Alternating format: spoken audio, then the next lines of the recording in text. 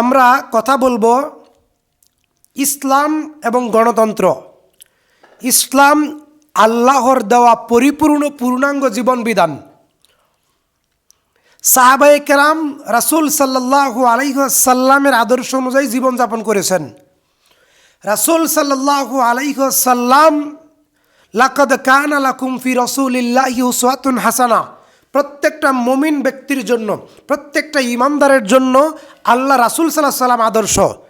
কিভাবে ভাত খাবেন, কিভাবে রাস্তাঘাটে চলবেন, কিভাবে গাড়িতে চলবেন, কিভাবে নৌকাতে জলযানে চলবেন, কিভাবে হজ করবেন, কিভাবে নামাজ পড়বেন, কিভাবে রোজা রাখবেন, কিভাবে ইফতার করবেন, কিভাবে স্ত্রী সহবাস করবেন, কিভাবে ব্যবসা বাণিজ্য করবেন, কিভাবে রাষ্ট্র পরিচালনা করবেন, সকল কিছুর আদর্শ রাসূলের মধ্যে আছে না নাই? যদি একজন মুসলিমকে জিজ্ঞেস করি তাহলে আপনি বলবেন আছে। প্রমাণ কোরআন বলছে, ওয়াতাম্মাত কালিমাতু রাব্বিকা সিদকাও ওয়া আদলা লা মুবাদদিলা লিকালিমাতিহি ওয়াতাম্মাত কালিমাতু রাব্বিকা সিদকাও ওয়া আদলা। তাম্মাত, ইসলাম ন্যায়ের দিক থেকে, ইনসাফের দিক থেকে পূর্ণতার চূড়ান্ত মাকামে পৌঁছে গেছে। সুবহানাল্লাহ। কাজেই সকল কিছুর আদর্শ মুহাম্মদ সাল্লাল্লাহু আলাইহি সাল্লামের মধ্যেই রয়েছে। এবং আল্লাহ রাব্বুল আমিন বলেছেন, হে পৃথিবীর দুনিয়ার মোমেন নারীরা, মোমেন পুরুষেরা, মোমেন নারীরা, তোমরা কি করো? আল্লাহর রাসূলের আনুগত্য করো। মাইয়ুতিউর রাসূল ফাকাদ আতাআল্লাহ কুল ইন কুনতুম তুহিব্বুনাল্লাহা ফাত্তাবিউনি ইউহিব্বুকুমুল্লাহ। তোমরা আল্লাহ রাসূলের আনুগত্য করো, আল্লাহ রাসূলের অনুসরণ করো, আল্লাহ রাসূলের কথা মেনে চলো। কিভাবে দেখেন সাহাবায়ে কেরাম রাসূলের আদর্শ মেনে চলতেন। আলোচনার বিষয় ইসলাম এবং গণতন্ত্র, ইসলাম এবং আল্লাহ রাসূলের আদর্শ এবং প্রচলিত রাজনীতি। একদিন রাসূল সাল্লাল্লাহু আলাইহি সাল্লাম জানাজার নামাজে উপস্থিত ছিলেন, তিনি ইমামতি করতেছিলেন, তার পিছনে সাহাবায়ে কেরামও ইক্তেদা, অনুসরণ করতেছিলেন। আল্লাহ রাসূল সাল্লাল্লাহু আলাইহি সাল্লাম জুতা পরিহিত অবস্থায়, জুতা পায়ে দেওয়া অবস্থায় কি করতেছেন? জামাতে ইমামতি করতেছেন। এমন সময় জুতার মধ্যে নাপাকি লেগে আছে। তখন জিব্রাইল, আল্লাহ তাআলা জিব্রাইলকে পাঠিয়ে দিলেন, জিব্রাইল তুমি যাও আমার হাবিব এর কাছে গিয়ে বলো যে তার জুতায় নাপাকি লেগে আছে। জিব্রাইল নবীজি সাল্লাল্লাহু আলাইহি সাল্লামের কানে কানে এই কথা পৌঁছায় দিলেন। তখনই কিন্তু আল্লাহর নবী জানাজার নামাজে ইমামতি করতেছিলেন। ইমামতি অবস্থায় জুতা খুলে ফেললেন। সাহাবায়ে কেরাম পিছন দিক থেকে দেখে তারাও নামাজরত অবস্থায়, জানাজার নামাজরত অবস্থায় জুতা খুলে ফেললেন। জানাজার সলাত শেষ করে আল্লাহর নবী বললেন, তোমরা জুতা খুললে কেন? সাহাবায়ে কেরাম বলেন, আল্লাহর নবী, আমরা আপনাকে দেখেছি আপনি নামাজ অবস্থায় জুতা খুলেছেন, তাই আমরাও নামাজ অবস্থায় জুতা খুলেছি। সুবহানাল্লাহ। আল্লাহর নবীর সাহাবীরা কিভাবে নবীকে অনুসরণ করতেন। তাহলে সেই নবীর জীবদ্দশায় তিনি কি রাষ্ট্রপ্রধান হন নাই? খলিফাতুল মুসলিমিন হন নাই? মদিনার রাষ্ট্রে তিনি কি রাষ্ট্রপতি, প্রধানমন্ত্রী হন নাই?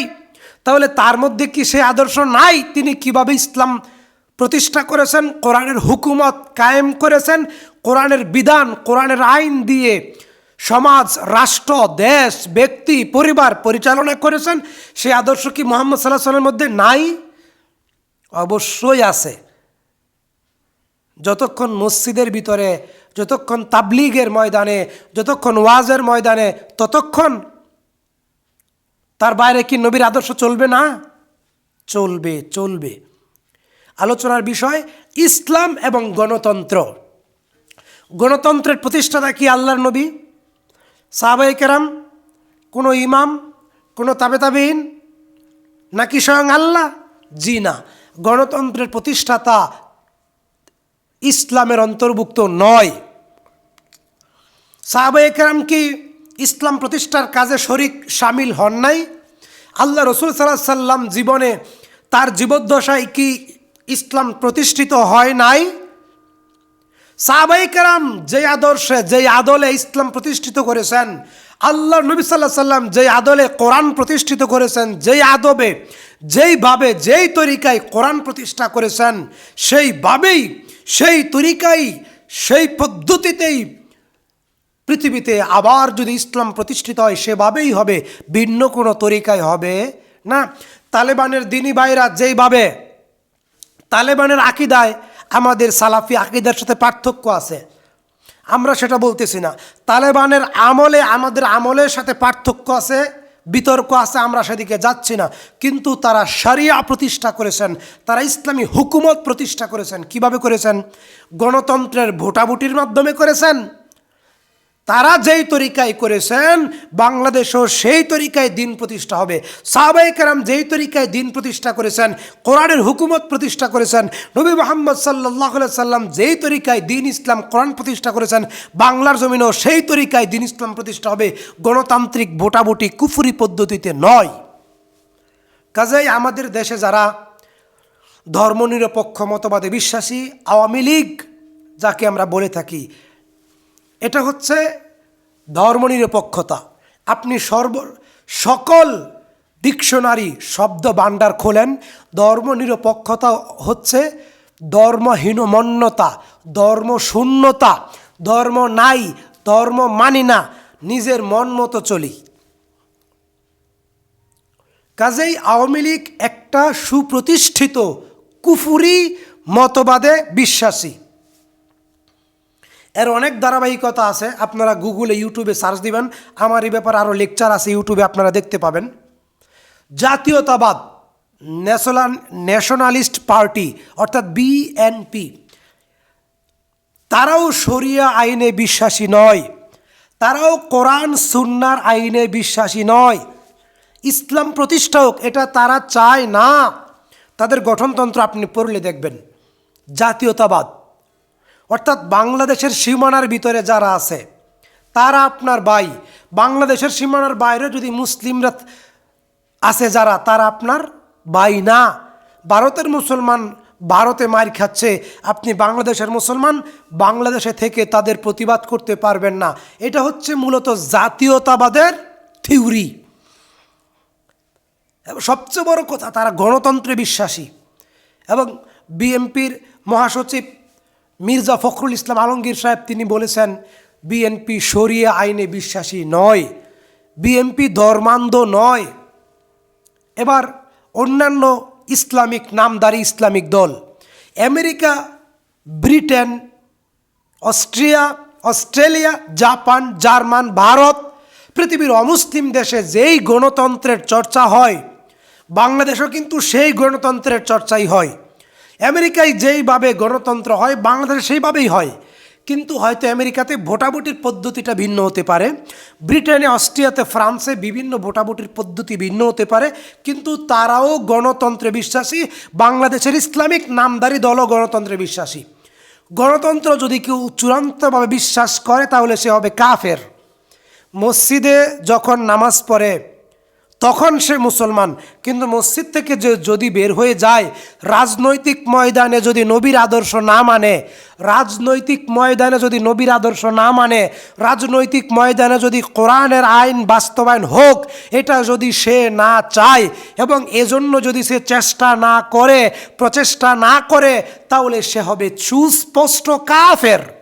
সে হজ করলেও, সে জাকাত দিলেও, সে সিয়াম পালন করলেও, সে কোরআন তেলাওয়াত করলেও, সে জিকির করলেও সে পরিষ্কার কাফের। কারণ এখানে আকিদার ব্যাপার, তাওহীদের ব্যাপার। এটাকে তাওহীদের দিক থেকে বলা হয় তাওহীদ আল উলুহিয়াহ, অর্থাৎ তাওহীদ আল হাকিমিয়াহ। পরিশেষে আমরা সুস্পষ্টভাবে বুঝতে পারলাম গণতন্ত্র সুস্পষ্ট হারাম, কুফরি মতবাদ। এবং গণতন্ত্রের, মুসলিম দেশে গণতন্ত্রের অভ্যুত্থান ঘটে, তার আমদানিকারক তুরস্কের প্রেসিডেন্ট কামাল পাশা 100 বছর যাবৎ, 100 বছরের বেশি, প্রায় 100 বছর গণতন্ত্র পৃথিবীতে এসেছে, মুসলিম দেশগুলোতে আমদানি হয়েছে। গণতন্ত্রের কি সুফল কি কুফল শিক্ষিত সচেতন জ্ঞানীগুণী ব্যক্তিরা অবশ্যই এই ব্যাপারে দেখতেছেন, বুঝতেছেন। কাজেই যারা দিন প্রতিষ্ঠা করতে চান আমরা তাদেরকে বলবো, অবশ্যই বলবো। একদিন আমি পৃথিবীতে থাকবো না, এই দাওয়া অবশ্যই থেকে যাবে। আমরা বলবো রাসূল সাল্লাল্লাহু আলাইহি সাল্লামের পদ্ধতির বাইরে কোনো পদ্ধতিতে ইসলাম প্রতিষ্ঠা হবে না। এবং সাহাবায়ে কেরাম জীবন দিতেন, ইসলামের বিধানের পরিবর্তন করতেন না। সাহাবায়ে কেরাম শহীদ হয়ে যাইতেন, ইসলামের বিধানের পরিবর্তন করতেন না। আর আমরা এক শ্রেণীর মৌলবী যারা মৌলানা, আমরা কি করি? ইসলামের বিধান পরিবর্তন করে আমরা টিকে থাকি। আল্লাহ তাআলা আমাদের সঠিক জ্ঞান দান করুন, আমিন। আসসালামু আলাইকুম ওয়া রাহমাতুল্লাহ।